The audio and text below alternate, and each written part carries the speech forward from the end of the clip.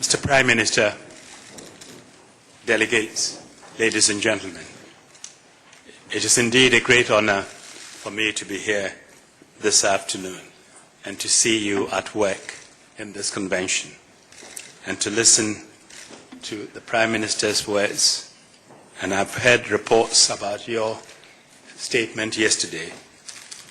And dear Gru, let me thank you very much for the wonderful introduction and to thank you for the warmth of your welcome, all of you. Many years ago, I was in St. Paul, Minnesota, with Thavold Stoltenberg, and we talked about all sorts of things in Norway and about Norwegians. Then he vanished for a while. He came back and said, I brought you a gift. I said, but where have you been? He said, I went to the bookshop. And he brought me Per Gynt. And he said, if you read this, you will begin to understand the soul of Norwegians.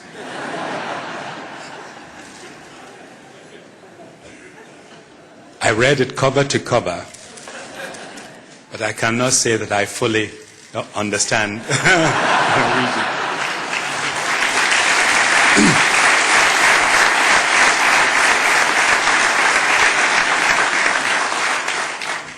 But each experience takes me closer, and this afternoon is one such experience. But what I can tell you is over the years, I have also come to admire, appreciate, and really love the way you embrace your international responsibilities as a nation and as people, and the way you work with other peoples and other governments, and you have supported the UN in an incredible manner. And I am grateful, the UN is grateful, and I'm sure the whole world is grateful for what you've done and what you do. It is a real pleasure to be at this convention and to share the podium with Gru and Jens, two champions of international cooperation and two great friends. Gru, as you heard, 20 years ago, you said that humankind was at crossroads. The challenge of the environment, the challenges of the environment and development were such that the whole new era of international cooperation was needed. Our common future, the title of the report, known to the whole world as Brundtland Report, presented a compelling evidence that humanity had to chart a new course. The report did not paint a picture of doom, but presented a strong message of hope. Never before had we had the opportunity and resources to eradicate poverty and protect global resource base for future generations. And I think Gru summed it up, but the Africans have a proverb which says, the earth is not ours. It is a treasure we hold in trust for future generations. And I hope our generation will be worthy of that trust. We know the drill with reports on international development.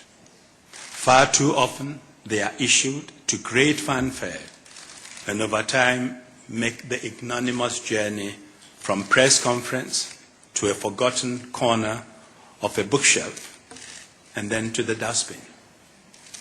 But once in a while, a report emerges that truly captures the imagination and everything changes. The Brundtland Commission report changed everything. Instead of gathering dust, it gathered momentum and opened a whole new era of thinking. The report didn't just launch a concept, it launched a movement.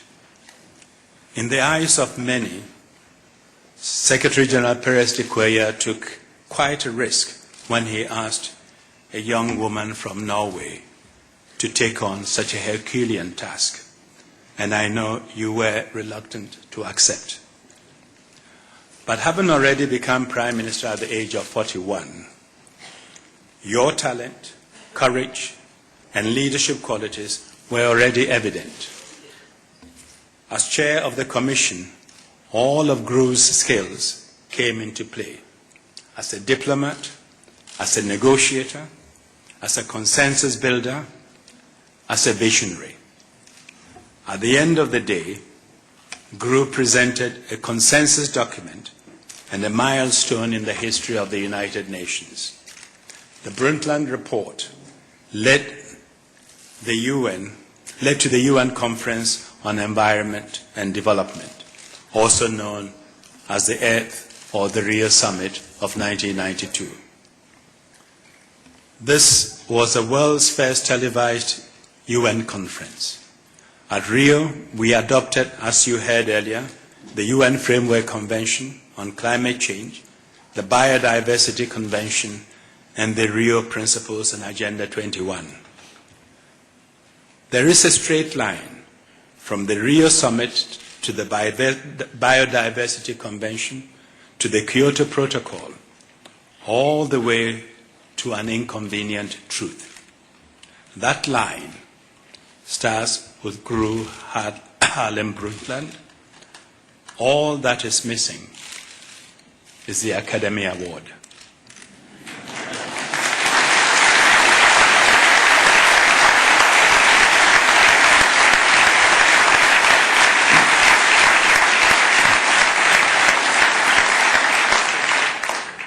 I hope Hollywood is listening and know that you have voted.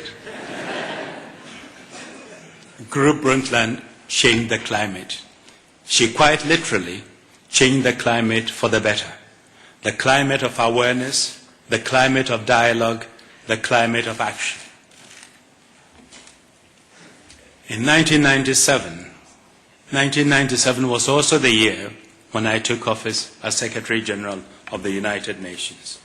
Although, as you heard from GRU, we had been colleagues for decades, I made an unsuccessful attempt to persuade her to come and join me in New York. I remember vividly our meeting here in Oslo when I lost. Understandably, the competition for your attention to your family and your grandchildren. I see Anna is here with us this afternoon. Good to see you, Anna. But a year later, you moved on. In January 1998, you became the first woman to win an election to become head of a UN specialized agency.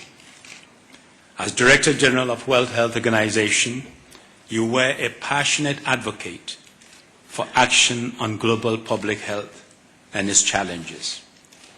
We will never forget how you spoke out when the SARS crisis struck, and how you forced the international community to impose a travel ban to prevent the spread of the disease, which was unheard of in UN circles. And I know some of our colleagues try to hold you back, saying we don't do things like that here. But you did.